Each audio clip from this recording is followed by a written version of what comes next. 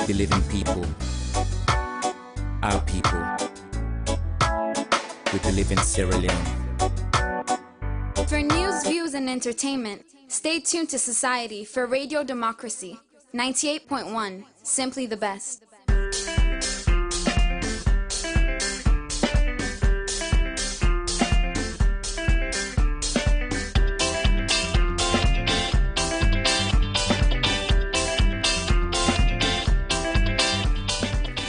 From Winning Glanville Studio, good morning and welcome to the final edition of the program Good Morning Salon for this week. We come to you from the Society for Radio Democracy 98.1 FM. We're sorry for start a little bit late as we will get technical problem, but anyway we don't solve, we don't come back.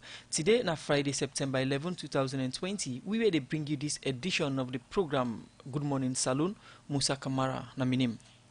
And Mina Khadija Bangora, good morning. Inside the program this Friday morning, the acting director at the Ministry of Information and Communication, Mohamed Jallo, say the ministry they reform SALCA because for 2 years now the institution not only give them the kind service where government been set them up for. According to the head coach for the Leon Stars, John Kister, he don't call on 51 home-based player them for countrying with the national team for the game where Salon gets for play with Nigeria inside November this year. And today inside the program, the Executive Director for Center for Accountability and the Rule of Law, Ibrahim Tomingo, can talk about Carl and Perception Survey, where show say Salon Parliament stay as one of the top 4 corrupt public institutions them. Well, this and plenty other stories them did at the program for you, plus the Minister of Health and Sanitation, Dr. Alfatijan Wuri, say as way for improve the health system. Government don't put structure them in place for make all government hospital get at a bed disease control units. Members say they listen we live on the internet on www.radiodemocracy.sl, courtesy of Osiwa and powered by Africell. And Sefi they listen we from Radio Shalom 89.5 na Dugu, Radio Malen 88.5 and Radio Wanji 101.1 na Pujan District, Radio Kolente 90.5 na Cambia, Radio Moa 105.5 na Kailaon District, and Voice for Gona then different host them. Nabil Bangura explain more to Saktiu Kalon inside this interview. It is very obvious that now the curfew don't go to 11 and now we don't get flights where they come. We get flights where they arrive very late, like Royal Air Morocco, and on that, a lot of passengers they already want for Canada, the country, then get problem with that. So, in as much as government don't do the best, we don't leave the coffee to 11 o'clock. I also want, as a concerned tourism professional, for the government look into the flight arrival. So, the curfew possibly, because some people get for go with their brothers and sisters in the airport for receive them. So, if flights come around 10 o'clock or 9 o'clock, tell them we don't do check-in, we stay, we will come back and catch up boats for Canada at all. So, we ask that now this COVID, it is obvious that a day, and even experts they don't talk and say we get for leave with them for some time. But so, looking at the curfew government put them for a purpose so people not gonna become laggard or do think them we go make the coronavirus spread beyond control.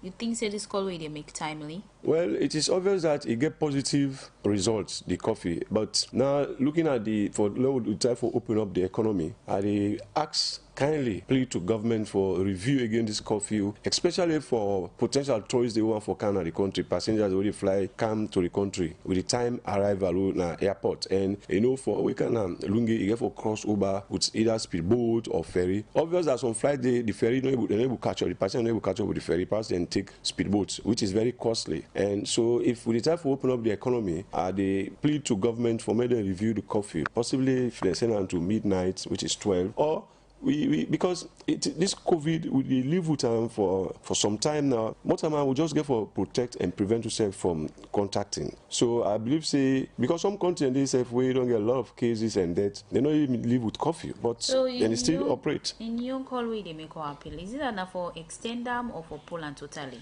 Well, to me honestly, I want little Poland, but you know governments have the responsibility for protect the citizen. Maybe they have a reservation on that, but I just just to cite an example. There are other countries where coffee not there, but they still fight the COVID and they are working. But you make emphasize so much on flights coming in. Why you think say that for be the only reason when the government for pull 11 o'clock curfew? Yeah, because from the background as a tourism professional, and one they are coming for open, one people can visit Sierra Leone, I not going to let tourists then get any problem of arrival at the airport because of the timing. You know, because honestly, Royal Air Morocco, most tourists think you want for travel time because it's cheaper, but the time where they travel is odd. And so if this coffee day, some people will come. So me, I plead to government for look at this coffee and have a review where at least for let the economy continue for grow. So you think with the curfew not today in place, now that will bring more growth to the economy, to the tourism sector? Yeah, of course, it gets some good effect because even businesses where they operate like the bars, the cinemas, and the restaurant, the hotels, they will operate beyond the coffee time and they are making money. And when that they happen, the country they grow economically. You know, things that will give room for more laggardness and let people forget say we are still in the midst of COVID. Well, the awareness I know for intensify. As I say, there are other countries where they get more cases, more deaths than we. They don't get coffee, but they are living with the COVID and they take preventive measures. The awareness and more for intensify, and the people themselves for be very much aware that the use of the mask is very important for prevent the COVID for spread. But most of them flight in the mood they come now the country already know say we are under curfew because of certain reasons. You know things say on the own side. Then say forget timing. We go day in line or we go make passenger them not fall short or not flout the curfew law. Yeah, but you get for look at them fly there, then get connection, and some of them then connection flights them the timing now in then they operate with. You know, like Royal Air Morocco. The time when they left here by the time we go reach now Morocco is almost 6 to 7 a.m. and then the connecting flight is about 8 to 9. So if they can reduce the time, they're not going to meet up the connection time. So, but they want to do business, and we say we want them for me then come with people in the country where they can help grow the economy. So on that note, now both sides for look more so the government. For let we encourage more people for come, let people they adhere to the preventive and the control measures for the COVID not for spread. We also look at say the people back need for come and for leave, you know. So the coffee it prevents the business for boom. That's why it's very obvious. Even the tourism sector, the coffee they affect them greatly because hotels, restaurant them, then they close quick, and sometimes people they need to get lively because life must go on, no matter what.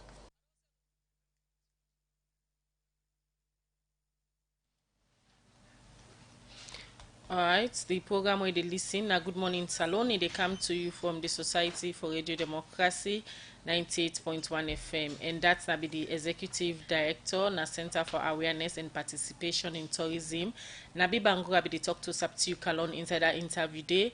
Usai be the call on authority them for pull the 11 o'clock net curfew order within now the country for sake of the coronavirus. Although it say governments get responsibility for protect the people them, but a call on government for pull the 11 o'clock net curfew order. The program na Good Morning Salon will come to you from the Society for Radio Democracy 98.1 FM. We continue for look at more issues inside the program Good Morning Salon.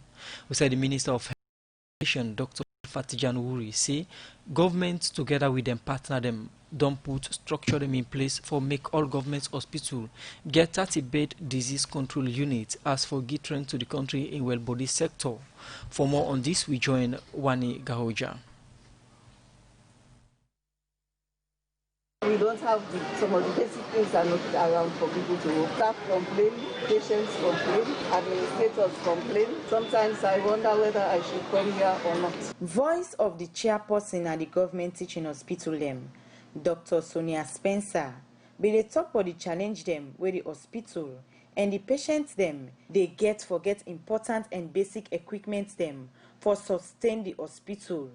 This make the National Medical Supply Agency under the Ministry of Health and Sanitation go supply some item them to the Connaught Hospital where this Dr. Spencer say this supply come the right time. So thank you very much to the donors. The items I am sure will thank you, and we pray that more will come so that our staff, nurses and all will be happy when we work. But if we work as a team, things will move faster and things will become better. And this is a special appeal I'm also making to the ministry officials. Mr. Siego, we appreciate all the support we are getting from the ministry. We appreciate the work people are doing as well.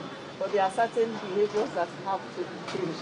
Changing the narrative does not mean just having the equipment, the medication, the personnel, but the attitude of personnel also has to be changed. I go around and I see we don't have some of the basic things are not around for people to work with. Staff complain, patients complain, administrators complain.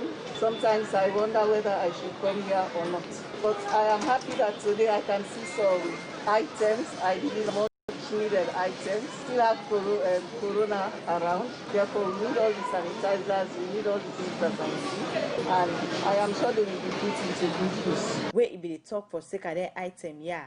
Lawrence Sandy, now representative from the National Medical Supply Agency. We just completed our free healthcare distribution, of which Connaught remains a beneficiary. We are here again with additional supplies, and this time around we brought in IPC and PPE materials. In addition to that, we brought in oxygen concentrators that can be used for your ICU units. There are additional commodities that are here that the minister will elaborate on. But as an agency, we remain committed to that vision, and we stand in the gap to ensure that you, the frontline workers, get the requisite supplies that you need. We understand the constraints, Honorable Minister, but that is why we are here to push in and fill in that gap. Inside in your talk, the Minister of Health and Sanitation, Dr. Alpha Tijan Wuri, say plenty pressure don the day na the ministry and serve the government hospital them for some facility them wey not available. But say the government don't put plenty plans them for solve the poor health care facility in the country.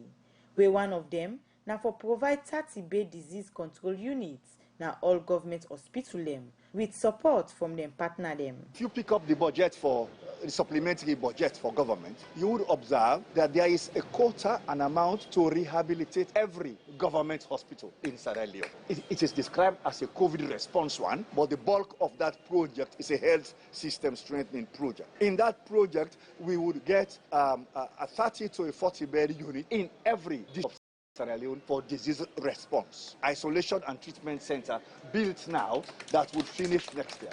Dr. Alpha Tijanwi continue say plenty unprofessional acts them can happen na their hospital because he say the country need more education for healthcare worker them.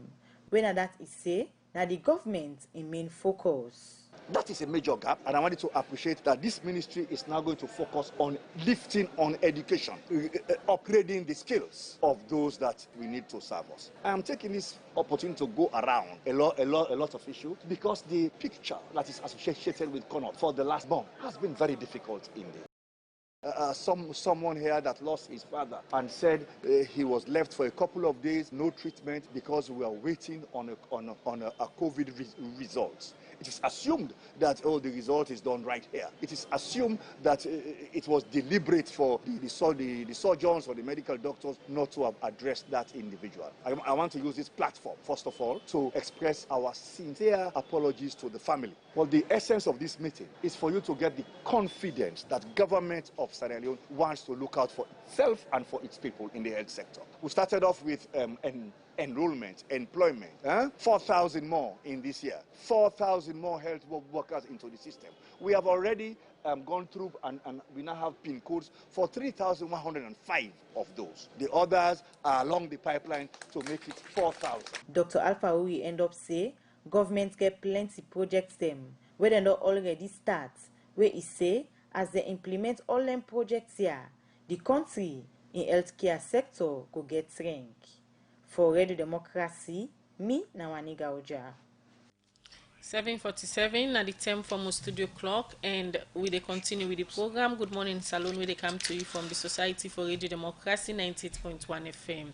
Well, as I earlier, now one part we headline them today. Na the program we get the Executive Director for the Center for Accountability and the Rule of Law, CAL, Ibrahim Tomi. We can talk about the perception survey where then just pull nado, and this perception survey shows say the Salon Parliament they as one of the top 4 corrupt public institutions them. Well, inside 2019, from September to November, Carl been begin for collect data for put together one report wey name actions, hopes and impediments in the fight against corruption in Sierra Leone. Inside this report, Carl been fenot different thing them wey get for do with corruption and other one them. Among them thing they also wey Carl been fenot na that Parliament na one part the top most corrupt public institution them among the 4 institution them wey them be outlined. And sef them be also put together this data and not say then get most corrupt groups of individuals. Well, we can talk about this report and for know how corruption done they ambog plenty in them na salon. Good morning, Mr. Tommy, and welcome to the program. Good morning, Salon. Good morning, Khadija. Thank you very much for having me. All right, just like I stated earlier, una start for get that data from September to November inside 2009, and una been put together a report where una name actions, hopes, and impediments in the fight against corruption in Sierra Leone. And as we all know, corruption na one part in them where we don't dey say they ambog plenty development program them na the country, and we see where President Bio been take up power, it been declare a war against corruption, and self the Anti-Corruption Commission don't they do plenty thing them for reduce the way how corruption they affect other things them na the country. Let we look at the data where una been gather and some of the side them when be una target area them. Thank you very much, Khadija. I want to start by saying that this has been a collaborative effort by Christian Aid, Carl, Budget Advocacy Network, and Restless Development. And I'm happy for say that DFID now fund the initiative for make we support the government in anti-corruption effort, in revenue mobilization effort, but more importantly for us to make sure say the money government they generate then spend them prudently. So essentially, as part of this project, Khadija, make I support you. Make people know. So we don't do a lot of things. So some of the things we don't do 2 major studies. This is not just one of the studies. The other one, we do a study. For the first time in the history of this country, we don't do a cost of study research, and that report, they perhaps on another day we can talk about that cost of corruption study. Also, as part of the work they do on this project, we monitor the special division of the anti-corruption court, where they've been set up. And also, I remember I said there was a special technical audit report where this new administration be released. With that, we don't do CAL as part of that consortium. Of course, Bandon, they do a lot of work. They don't do budget credibility report. They don't do tax perception report. But I just want to talk, say, with respect to this report in particular, like I say, where the people they don't change, the new direction don't get any impact on people and views about corruption. So now that may influence this perception. Now, in terms of approach, what to do was, and as I said, I've been collaborative effort. Carl, we developed the tools. We developed the tools, the data collection tools. We get a validation session, whereby we invite members of political parties. I mean, the opposition APC. I remember that I think now Honorable Ambassador Yansana, in fact, now represent APC by that validation. I remember C4C get representative, even LSA people get representative, got people from civil society. So we validated the tools. There was a representative from the ACC as well. We validated the tools. Restless Development, as you know, they work with youths across the country. So we work with Restless Development and youth across the 16 districts of the country, and then talk to 2,619 respondents across the country, every district in this country. We get that report. We now, Carl, we analyze the data, and then we produce this report. So now be the sort of methodology that we'll use for get this report.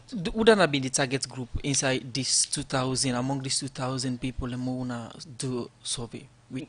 Oh, no, not just Sierra Leoneans in general, but in terms of gender distribution, it was random. But in terms of gender distribution, are almost 50-50 men and women. Men are 50.2%, women 49.8%. So it was almost 50-50, but it was random. Talking about corruption. But I should add, sorry for interrupt. Apart from the survey, we also do key informant interviews. I mean, experts. It's not just person, we random person. We also target experts in the area of corruption. But then we also do desk review. We look at previous reports, which is why, for example, in this report you go see waiting at the progress on this relative to 3 years ago. You go see that in the report. So we looked at previous reports on corruption, especially in terms of corruption perception, before we put together this report. Mr. Tommy, talking about corruption around Parliament, you have got good me say not to today.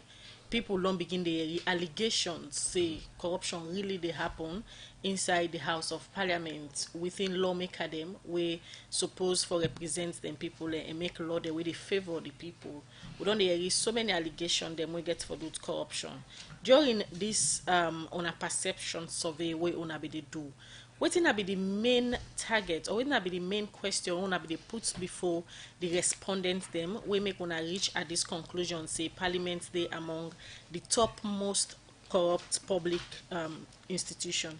Oh, we ask a number of questions, but one of the questions over they ask, and perhaps not just say two of the questions over they ask is, of all the public institutions, they name them, called police, called parliament, called public schools, universities, will they name them? Which one if you say not the most corrupt? Then the people can choose or tick among the options so provide. They will go talk say of all the group of public officers. Now this now at individual or personnel level, who that you think say corrupt? They go say policeman, MP, honorable. They go say tax collector. They go. So that was now the kind of questions we pose to people, and we also ask about the seriousness of corruption in the country. Of course, you go see the data where 73% of the people think that corruption is still very, very serious. In fact, the only two that is more serious than corruption right now on unemployment.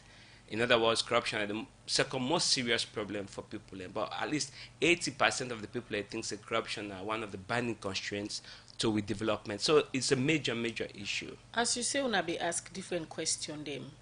After we call, we don't get this data. During the stage, una be they analyze the data, see different things them, opinion of people them. We wanna be able to get that during the survey.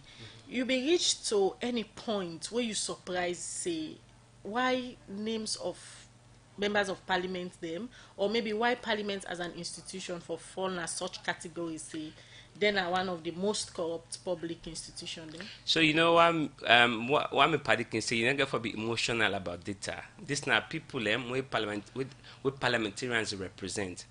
Me as an individual, me view, me perspective. In fact, I was in survey, me not one of the respondents in this, by the way.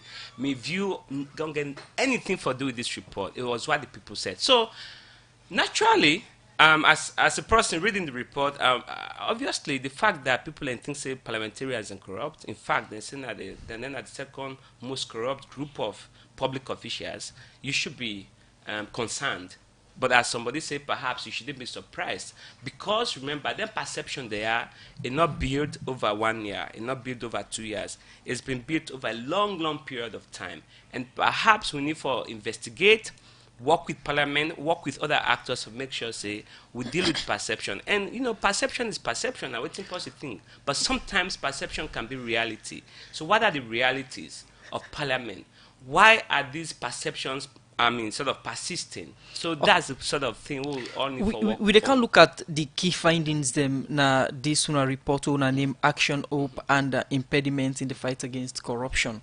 But when you look at the respondents them, you talk about experts. Who are the experts them? Oh, experts now, for example, civil society actors who work on corruption. People where they work in, for example, procurement, in audit service Sierra Leone, even in, for example, prosecutors at the Anti-Corruption Commission. So we spoke to a wide range of experts on the issue of corruption. And actually, people have self-within in the business community. We obviously know how the patterns of corruption and the pockets of corruption sit within the economy. Doing a random survey with people from different parts of the country without a selection. You know, think say this could get impact on the survey considering the expertise of the person or the connection of the person to the institution where you they do the survey with. No. In fact, the confidence level of the methodology we use now almost 95%. Me not to researcher or statistician, but what that means is that they make sure say they guard against things like that. So I'll tell you the distribution if we not get time. But then at the report from Bow to Western Urban, the way how do the distribution, you get the percentage. Every district get the percentage, so that it's the people. Obviously, Western Urban get more people, right? Okay. So you obviously the express say then we'll get a bit, you go survey more people because it has to be representative. Falaba is small, you know, get the same number of people who survey na Falaba, like Western area. You know, it's not gonna be accurate. Continue for day with we in the studio, Ibrahim Tommy, Executive Director for CAL. We will come back to you and we will look at more issues that will come out from the actions, hopes, and impediments in the fight against corruption in Sierra Leone. Perception survey report where Onajes Pool Nado. 8 o'clock, now the time from studio clock, we take this commercial break. Salon Commercial Bank don't come with new banking products them for make life easy. With Million Online Bank and Million Mobile app, you can able for use Salon Link money transfer for send money to anybody like you not get bank account. Transfer or receive money na the same bank or any other bank. Transfer money to person or office like you not get the account number. Buy Edsalite, pay other bill them, and now get advanced salary. You don't need for worry again, but almost money then you earn. Because you can able for pay for things the way you buy in a supermarket and other shop them with the quick response code payment. Yagbadon done for we boss man them. With Beyond Online Direct, you can upload salary, pay all your supplier them, sell forex to Salon Commercial Bank, and watch your account anytime. If you need the app, download them from Google Play Store or any Apple Store, or go to Salon Commercial Bank website www.slcb.com. Sierra Leone Commercial Bank, delivering value. Commercial Bank. The program where they listen, a Good Morning Salon, they come to you from the Society for Radio Democracy, 98.1 FM. Where they bring the program come to you this Friday morning, Mina Khadija Bangura. And me, Namusa Kamara. The program na Good Morning Salon, and we continue for look at more issues inside the program.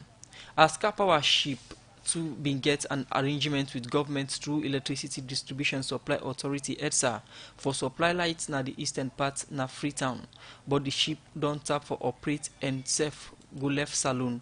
But the head of communication na EDSA sa Nepo say Kapawa ship the left saloon because the 1 year arrangement with government don't end, and EDSA with other body them don't put measure them in place. We say then go add upon the megawatt of car power ship 1 for the supply light na the eastern parts now the country. Sanepo explain more to Saptiu Kalon inside this interview. Will be car power ship 2 because ETSA as a utility company we get challenges with evacuation problems. We will get issues for evacuate power from Wikintom 161 substation to Blackwell Road and for consequent supply to the eastern part of Freetown. So because of that problem, they will be get for Brinkham car power ship 2. We will already get car power ship 1 in country. So car power ship 2 come and it be moored at Klein Town. Now what will be happen? Most of us will not be get line where the one for Kintom will be get, but the demand of power from the east, that line will be for accommodate the demand from Kintom 161. So the only solution was for we able to get another car power ship 2 way for come it close to the eastern parts and supply the east part of Freetown. Okay. So now that make we without car power ship 2. So looking at the car power ship 2 within the eastern part of the country as way for the supply light, is it that the agreement to not meet with the government or not in term where they be supposed where they be signed between for here really done? Two things. At the time we the government of Sierra Leone through the Ministry of Energy and ETSA we out car power ship 2 now because we get evacuation problem. Okay. Now to start with we don't able to resolve that problem. So you're not get that to argument, and also the agreement we don't done. So we be able for do assignments for match up to the time where the agreement is done. So by the time where the agreement is done, we don't complete. We work for ensure we for able for evacuate power from Kintom 161 to Black Road. That was the only reason we make the car power ship 2. So looking at the term way car power ship 2 within the eastern part for here now. Plenty people will they say the light business be sustainable, and now una they take us when I don't put measure them in place. We go make waiting then they do una self go able to do am. In terms of the things they wanna feel say this car partnership to be the. You think say the thing that una don't is really enough? Of course, what we do if you pass through Kintom right down to Blackwell Road, you will see we staff them involved in excavation. They don't excavate the land, the ground, and they don't lay cables from Kintom to Blackwell Road. Then cable then after let it give way to we as a utility company we're able for transport power from Kintom to Blackwell Road. So now none of the challenge will be get because we get adequate cables on underneath the ground for able for transport power to Blackwell Road and for onwards distribution to the customers. Now we don't do that. That's in place now. So and also if you talk about plans, we also get Bumbuna is up and running as I speak. Then we also get cat partnership 1, also megawatt as per the last contract. Now government don't increase then capacity to 60 megawatts. So now they provide 60 megawatts instead of 30 megawatts. And also the cat partnership 2 way for left the country in the capacity of 20 megawatts. So now if you combine car partnership then output now instead of 50 if it gives something like 60 megawatts. Then we also get a Bumbuna, and also we also get the electricity generation and transmission company, which is sister company. They also get internal plans and we then will come on as and when necessary. So you say now I don't get enough cable and don't put other measure them in place for make even without the car partnership to the eastern part go left for operating salon. Another angle go they look at now say now that the car partnership 2 don't go, more pressure will come to car partnership 1 within at the western part. No, that's not the case because initially when car partnership 1 became, we explained to the people say car partnership gets a capacity of about 100 megawatts for give to the people of Sierra Leone. The only problem we could not be able to utilize them at that time, we will get challenged with the evacuation now because we will not be able for this highway it be mud, you know, for down to the grid. So unless we will not be get correct connection on the ground for able to transport the power from that point to Saturday to Kintom. So the only option was follow we able get another set of generators. We will be connected or close to the eastern parts. We will connect to the grid. So the only thing we'll be able to do now for able also talk to car partnership then for letting give you a second set, generator where for don't come and Gila to Nalami could be cut cat partnership too. We don't resolve the problem. If we left cat partnership safe, we could just stay the government they pay money we not they utilize them. So now that we don't get a solution to the problem, how we cut partnership, we don't think so we need them anymore. So how sustainable this solution we not don't put in place be? Lawyer at the end of the day we not see or people and making complaints say because car partnership to don't go the kind sustainable light be effective and not they again. What you was in terms of this measure na sustainable one? Car partnership 2 where they go in be get a capacity of 20 megawatts. Then car partnership 1 be get a capacity of 30 megawatts. We put the car partnership together now 50 megawatts. Now government don't increase then car partnership 1 capacity to 60 megawatts. So you don't add still do for supply. So and now we're able for synchronize because how they do we get power from Bumbuna, we get power from car partnership. So they synchronize it to they will distribute to the customers. So now so they do now we could get substations. We get Kintom 161 the power they come from Kintom 161.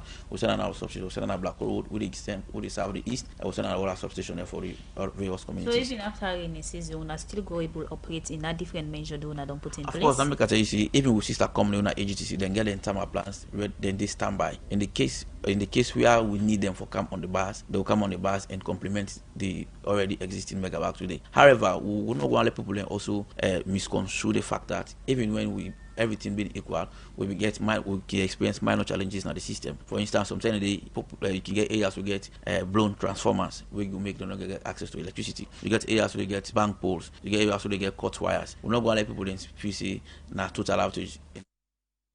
That's na Sanepo, head of communication for EDSA. They talk to Sapti Kalo inside the interview. They say it's a car powership 2 we been the give light to the Eastern Partner Freeton contract agreement done with government and they left the country but go use car powership 1 for supply the Eastern Partner Freeton. The program na Good Morning Salon where they come to you from the Society for Radio Democracy 98.1 FM. We still get Ibrahim Tomina at the studio when the executive director for CAL, who they look at a report, a perception survey report within Gispulnado, who side and state the top 4 most corrupt public institution them and Parliament and one part the institution there. So Before we can talk about the three other we make up of the four, quickly let's just bring you back to different reports them we don't they come out. Report after reports they come out, they talk about this same parliament about corruption. And one part the most recent one them that they defeat their own report, so them put findings them we also state say parliament corrupt. With una own data una gather and the owner end up analyze for put together this report. Wetin really different or wetin una find out say can lead to this corruption when they allege say they happen na parliament? I don't know what's different, but we own a perception survey. Essentially, we just go get the people and views and perceptions about public institutions. But waiting we think and then they clearly did in the report, not that. Now the levels of interaction between the people and the institutions. You check, for example, Salon Police. Every day, then they not get the traffic police them. Then even the one that they're on general duty, then get the interface between them and the public. And therefore, because this not to a cashless economy, money they cross hand in many ways. Now one of the things and done there. But with respect to parliamentarians, we also believe in a matter of visibility. How do they see parliamentarians? You see parliamentarians, for example, we be day trading, now Okada they use, it come less than 1 year, you get this flashy vehicle, MP constituency XYZ. In the country, we say poverty pervasive. Even if the parliamentarian get acquire legitimately or go take a bank loan, the perception is that I go to acquire illegally. But there's more to it than that. You get people away they work now, the MDs them. Then they come with them budget during the budget processes. Some people and they go for parliamentary confirmation hearings. Parliamentarians they go on oversight functions. Their interactions them, and there are people who talk. They talk to their members of their family. They talk to their friends about the requests, right? Where perhaps some members of parliament or demands members of parliament they make on them. So all of that, then they come together and form that opinion or perception people get about parliamentarians. So, talking about perception of parliamentarians and the way people is sitting at their communities, them you just vote for you 6 months, you don't get a car. But somebody will say the MPs are paid, and also they sometimes they travel, they get them per diems, them done it enough for them to buy motor and live that kind of life day. So people forming perception about them based on that, somebody will say it could be baseless. Absolutely, I agree with you. Say if you just see MP get motor, then you form a perception about them. That not gonna be valid perception. But as I don't say, it's more than just that. It's not just about the MP get vehicle, but somebody there will go make a perception based on that. But there are also people in the society when directors, when permanent secretaries, when chief administrators, they don't get interactions with MPs. Okay. Public officials, the way they go through them confirmation hearings, they don't get interaction with MPs. They come back and explain. You had the honorable member the other day. They basically tell you what they go on, and we live in a small society. You go just pretend like people don't know, but people know everything because they talk. Before Carl puts this report to the public, una don't make an attempt, or una don't sit down with the leadership in parliament for present this report to and maybe discuss some of the findings and recommendations. If yes, what's going to be the response? Fantastic question. So I have to once again commend the leadership of the Anti-Corruption Commission. They have been very supportive. In fact, when we done this report, we present the reports to the ACC and then undertake for help disseminate and also help we for engage. So the ACC now done the help we really with the engagement. We don't call government departments, ministries and agencies, including the Judiciary, Ministry of Education. We invite the Parliament to a meeting. I think it was scheduled in June of this year. It was a no-show. Nobody from Parliament showed up. But in fact, I was in touch with the head of the Public Accounts Committee, the Deputy Speaker, follow schedule another meeting in committee in particular for discuss this. But with Corona and all of them distractions, that will not be able to do that. But so at least that was. Say this now a sign for sure say they really not care. I would love to hear that from them, but obviously, if you get a report of this nature and you're invited to participate in a meeting, really the essence was to present the report to them and get their feedback on what efforts they are making for deal with them perceptions. Because as I said, it's perception. Perception is perception, but perception can also be reality. And so, what are the reasons people think say parliamentarians? And let's be clear. We talk about institutions, where parliament are then at the fourth most corrupt. They'll talk about persons in public service, where they say parliamentarians, now the second most corrupt.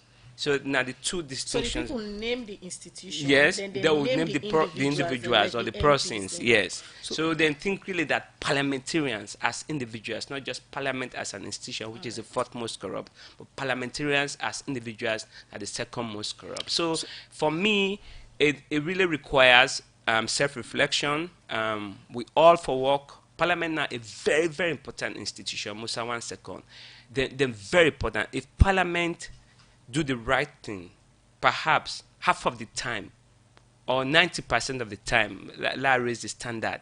We'll go a long way for addressing many economic and social problems that they confront with. Because the way it is set up, the one them way set up this whole thing called democracy, then take and say you they execute, the executive, the MDs. We therefore provide oversight. We therefore checkmate you. If the person where they check, where they make sure say you not go beyond bounds, really effective. Believe you me, the work of the Anti-Corruption Commission would have been done by 80%. The work of the audit service. Ask yourself the question, Khadija and Musa. We don't get Auditor General's report now year after year for God knows how many. When was the last time Parliament recommended prosecution of one individual named in any Auditor General's report? Okay. When was the last time? It's something, it's curious, and we all need to reflect on that as citizens. We want for push this country before and find answers. Ibrahim Somi, we can talk about this report more, as you mentioned, then the report gets individuals and also get institutions. We can look at some proper, but we go for a short break. We will come, we continue the program. Good morning, Salon. Because money easy for loss, like how it easy for broke egg. You save not for life you couple business to people they will not sabi, and one day we get ben. Union Trust Bank get all the correct and master sabi people them for help make you couple better. We na Union Trust Bank team up Tiranga, so your money go grow fine with no wahala, and you no go get we kind service no other side. Make good use of we SMS alert where they show you your money transaction. Enjoy the internet banking services for check your accounts. Safe, you can visit our website on www.utb.sl for no more, but we order plenty products and service them. Now Union Trust Bank, excellence now it's on card. Union Trust Bank, the force and true Salomon Bank. So they continue with the program. Good morning, Salon, where they come to you from the Society for Radio Democracy, 98.1 FM. We where they bring the program come to you this Friday morning. My name is Khadija Bangura. And me, Musa Kamara. We they look at one part we other headlines to them. Outside the head coach for the national football team, Leon Stars, John Kista say he don't call 51 home-based player them for train with the national team player them, because Salon go get challenge for get foreign-based player them for can play for the country because of the COVID restriction at different country them, and then where they at different country them, and most of them player there is say they play overseas. John Kista talked this inside one interview with Radio Democracy after where he puts the name of the 51 home-based player them for begin training as part of in preparation for Salon game against Nigeria, where will be inside November 9 this year. John Kista talk more to Musa Kamara inside this interview. Musa is start for talk about waiting makeup of the 4-3-3 formation where the SLFA don't ask all the coach them for use for play all competition them. is a new situation. I think for everything that you go into, there's reasons for that. We've sat down as a group of coaches. We've looked at the environment. We've looked at the players that we have, home based and the foreign based. We've looked at the different qualities around the players. We've looked at what is going to work for us. We've looked at how effective that will be for us in terms of results going forward. We looked at going the other way. What has been going on in the last how long in regards to the different situations that we've come into. We've looked at that. We've put it together. We've looked at the personnel, which is very important. And we feel at this moment in time, what we've come together to propose is what's going to work for us. Again, that doesn't mean it doesn't change. But what we have a base to work from. And that will be our base. Whatever happens going forward, we'll look at it. So, but we need a base to work from. So it makes it very easy for players in terms of the transition going forward. Now, this all happen, we still get banned on sports. You don't get appointment as head coach. You don't pull a list of 51 players, and now you go under a training now. We still get suspension on sporting activities. What does this mean to we national team? I think government has been very proactive and fighting COVID, and the restrictions have come because of the COVID situation. So we've got, even though we feel that we're very late around that, but we just got to wait and be patient around government around the restrictions. Hopefully, they'll look at it. They'll look at what is viable, and then they'll come up with answers for us. So we're patient, we're waiting, and hopefully it'll be very soon rather than too late. When we get restriction lifted on sporting activities, then don't allow national team for train. Apart from the list where you don't, or the list of players that you don't call, what will be your next action as coach? Musa, there's been a few grey areas where a lot of people out there have been going on about. I have said as head coach that we're going to rebuild the national team. I am not sure I've ever said that. I think people should listen to what I've said. I've said we're going to transition the national team. There's a difference between building a national team and transitioning the national team. It's just like, for example, when you say rebuild the national team, it's like you have a house. You break the whole house down and you start rebuilding it again. I don't think for Australian football that's where it's going to work. We're going to transition, which means you have a house. Even though the house has been there, you're not going to break it all down. What you're going to do, you're going to modify it. You're going to bring new ideas into it, and that's what we feel. We're going to introduce new players in that will work with what we have in terms of the experienced players to have a decent team going forward. Eventually, when we have the group of players that we feel are able and capable in terms of overhauling, then we can do that. Which direction did it take? The direction is the future in terms of qualifying. So we remember, I've always said we've got a group of players at home, we've got a group of players overseas. We're looking to see how that transition is going to work going forward. We have a group of experienced foreign-based players that have been part of the national team for a period of time. So we're going to look around and see what is going to work for this period, and then we move on. Salon they play Nigeria in 2 months' time. Now you don't call 51 players. Looking at the players available, you think say Salon get that human resource in terms of players now for take on Nigeria and looking at the qualification and make it to Cameroon? One thing I can say to you, Musa, in football you can never say never. We're still very hopeful that we can get the restrictions lifted.